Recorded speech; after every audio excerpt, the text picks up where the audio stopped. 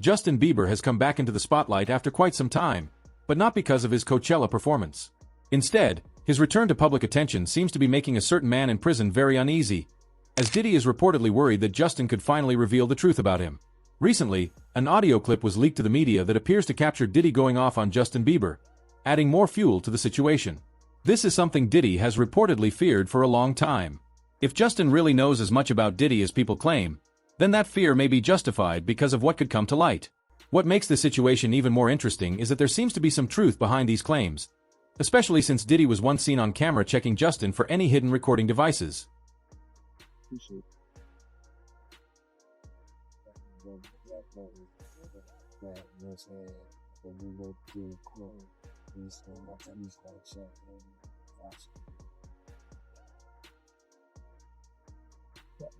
Thank you. Love you. You did a lot. There's one interview of Justin from some time ago that many people didn't pay much attention to. Looking back now, with everything we know, it feels quite surprising. When you hear Justin Bieber speak in that interview, it comes across like someone trying to describe what it was like to grow up too quickly. He laughs, makes jokes, and talks about photo shoots and music, but beneath that light tone, something more real begins to show. When he's asked what advice he would give to his 15-year-old self, his response is brief but very meaningful. All right, let's get deep for a second. 21-year-old Justin is giving 15-year-old Justin advice on what to expect from the industry and what to expect to life, going through what you've gone through. What do you say to that dude now?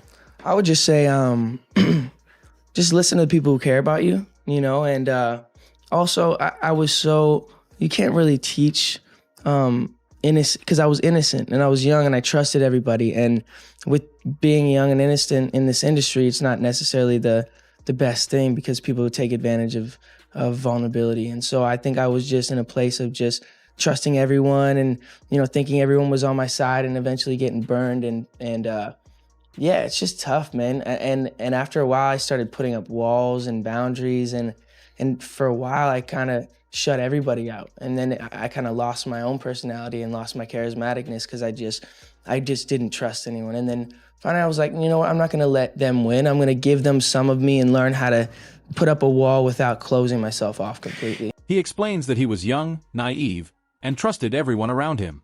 That's when the pieces start to come together. There's one specific moment from when Justin was just 15 that stands out. His 48 hours spent with Diddy. Yeah, so as soon as you turn 16, you know what I'm saying? I'm gonna let you rock this every time you come to LA. Yeah, this gonna be yours. So every time you come to LA, it's a little dusty, but you know, come get the front shot of this. Man. That out. Minute. Woo. Okay. Okay. All right, so I'm gonna be driving this next year. Yeah, when you get 16, you come out, you gotta, you know, wear your seat. I mean, I'm 15. You could ride in the passenger seat. I got my permit. Not yet. No. All right, no, 16. You're not 16. ready. Let's slow down. Let's slow down, Justin. Okay. Let's slow down, okay? One step at a time. But yeah, the keys is yours when you get 16. You're good to go. I'm good to go. Yeah. All right, man. And then when you get 18, you get the house. You get the mansion. Okay. I get the mansion? Yeah. All right. So where are we off to now? Where would you like to go? I mean, wherever you want to go. Where are we going? So check this out, yo. Justin, you ever seen the movie 48 Hours? Right now, he's having 48 hours with Diddy, him and his boy. They're having the times of their lives, like you know, where we hanging out and what we doing. We can't really disclose, but it's definitely a 15-year-old's dream. You know, I have been given custody of him, you know. Earlier, people were questioning what his connection with Diddy really meant, whether it went deeper or if it was simply part of the industry image. While there's still no solid proof that Diddy directly hurt him, Justin Bieber's own words continue to give an idea of what that environment may have been like. Especially when you really love someone, and I'm not the type of person who likes confrontation at all. Like, I hate it, especially with my friends. So I don't want to disappoint them. I don't want them to think that I don't love them, you know. But there's sometimes you just need space, and it's like I still love you, but I'm gonna love you from a distance because I don't know if like we're right for each other right now. Not like, you know what I mean? Yeah. But it's probably comforting for teenagers to hear this because we've all been there. Like we've all had those friends that we couldn't say no to and peer pressure. And this is probably how we gotten ourselves into situations that we have. Yeah. Yeah. I think I have a cool opportunity to just be a light and tell people, I'm human. I'm still gonna make mistakes. You might see me on TMZ tomorrow doing something else dumb, but I think that what's cool about this growth is people can see it, and it's like I've made a transition that's and been consistent, you know, and I think that life is just about staying consistent and keeping pushing forward and knowing that, hey, this day might suck, but let me just look forward to tomorrow or the better days to come in the future. It was a situation where a teenager suddenly found himself around powerful adults and didn't yet know who he could trust. He says it openly. Being young and trusting in that kind of setting isn't always safe. Not necessarily because of one individual, but because of how the system operates. When people notice vulnerability, some choose to take advantage of it. Joe Budden even shared that what he's heard about Justin Bieber's experience nearly brought him to tears. Been holding back. At times, it can happen right in front of everyone. Even Justin Bieber wasn't protected from it. It was playing out on national television, and not a single person stepped in to support him. Justin Bieber is known for being very rebellious. When he was younger and rising to stardom, he was also placed in uncomfortable situations as a teenager and young adult by celebrities much older than him, such as Katy Perry and Jenny McCarthy, who got so far to even put hands on him on stage at the American Music Awards.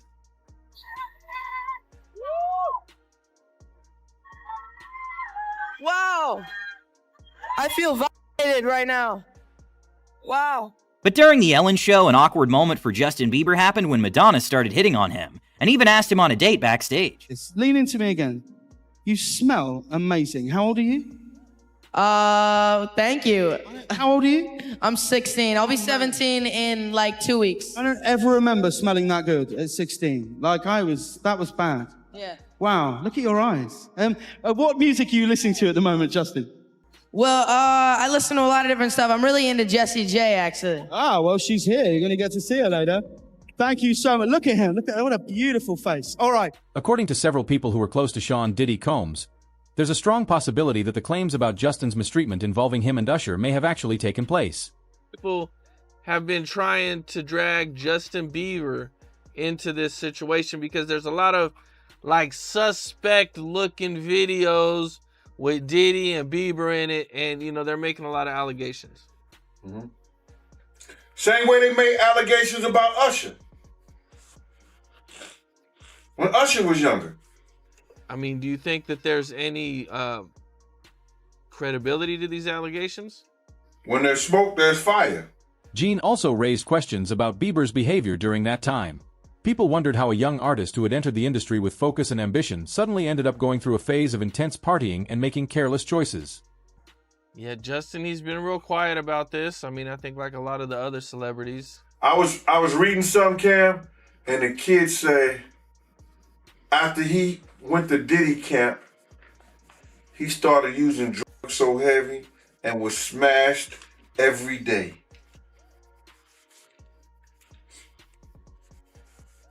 What would cause a kid who wanted to be an artist in the music business all of a sudden to start getting high and drinking and drugging,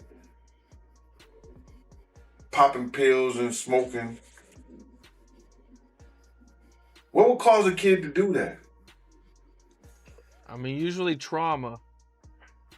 Or a Diddy party. And this is where it connects back to what Bieber has already shared in his own words.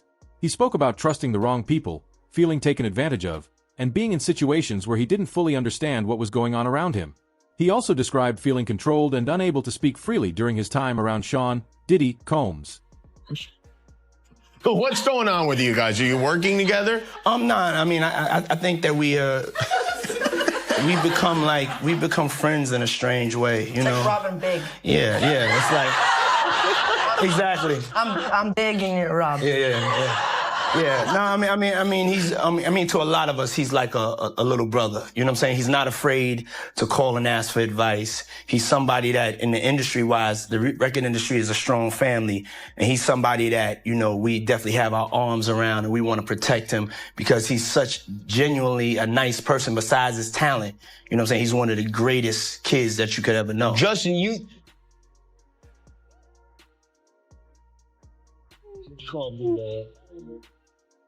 You know, Diddy bought his son a Bentley. Maybe, you know, he could buy you one also while you're He out. got me a Lamborghini. It's, Oh, well, that's nice. I haven't gotten it yet, though. Yeah, I know. When is that coming, that Lamborghini? We talked about this last He time. had the Lamborghini for a day or two, and he had access to the house. And he knows better than to be talking about the things that he does with Big Brother Puff on national television.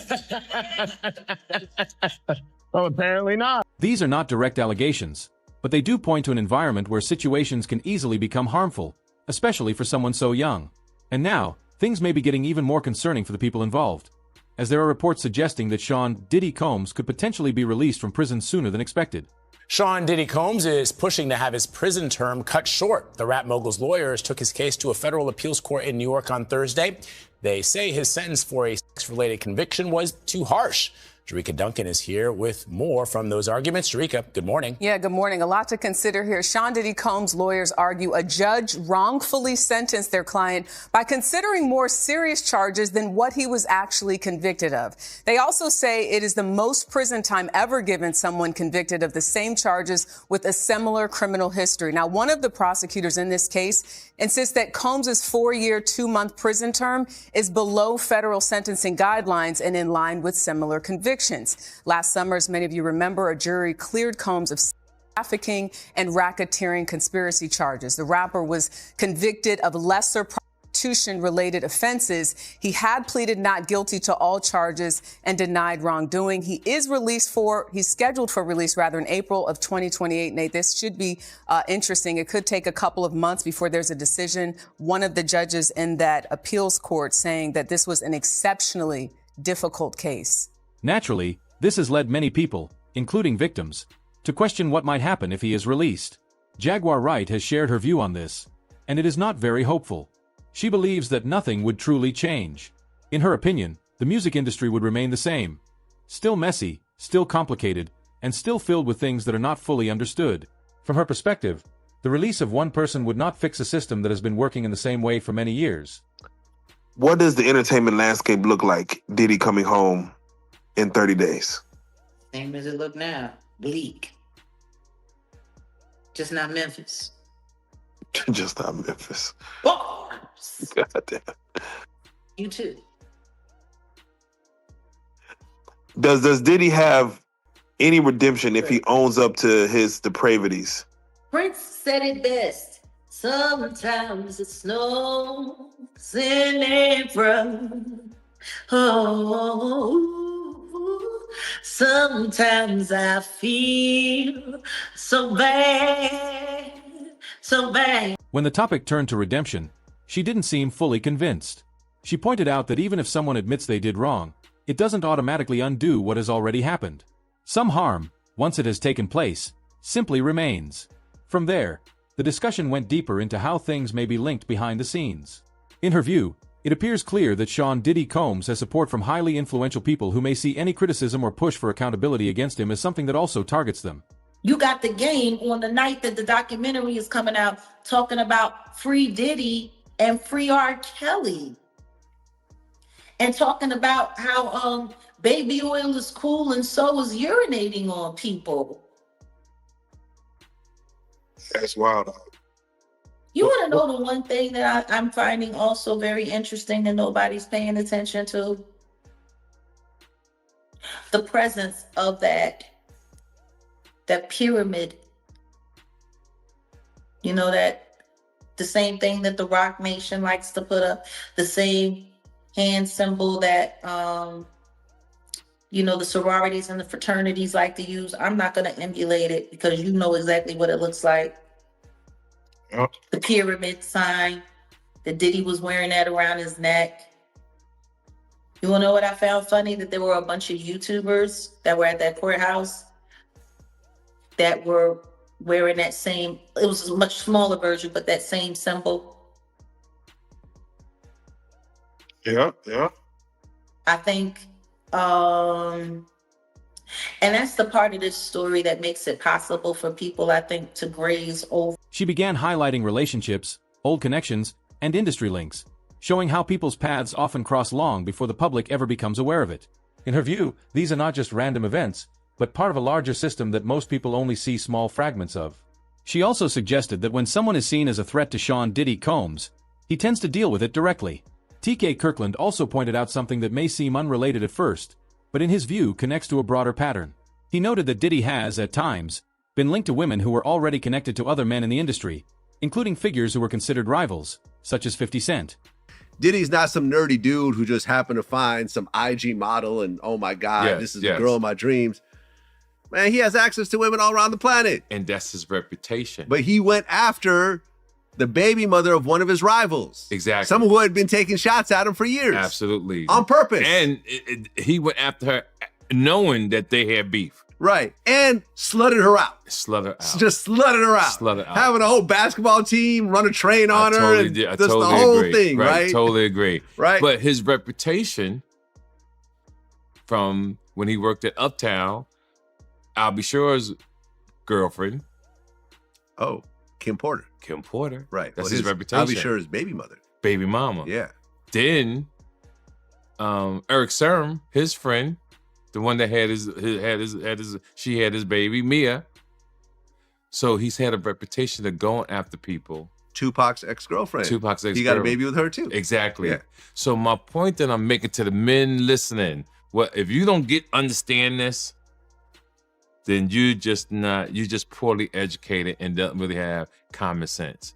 It's a no-no. There's no way I would go after Vlad's ex-girlfriend. Right. I'm so loyal that if I met a woman and she said, oh yeah, I used to date Vlad. Oh, I can't with you, baby. Right. I won't even put my in it, excuse my language. Because that's how I move. Other people don't move like that, but you see me in Paris, you see me all over the world. Why would I want to do that to mess up a relationship? He said in most groups, especially among people who value loyalty, that type of action crosses a line not out of jealousy, but because it shows poor boundaries. When someone keeps ignoring those limits, it begins to build a certain reputation over time. This is especially bad news for Justin because there are rumors that Diddy has a lot of blackmail material on him in circulation reportedly.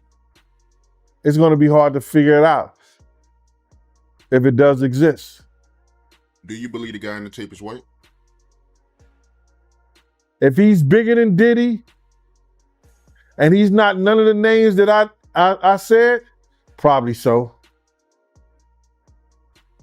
But then they say he was young too. Yeah, they say he was young. Let me get his name right. I hope it ain't the Bieber. I hope it's not the Bieber. That's a good one. It might be him. But if they saying that the guy is young and he's an A-lister, I can't think of that many black people, man. Right. Not at all. And somebody that's more powerful, more of a celebrity than Diddy. You understand what I'm saying? If they were saying somebody that was more celebrity than Diddy, he was an A-lister, he was younger. You know what I'm saying? And if he's not black,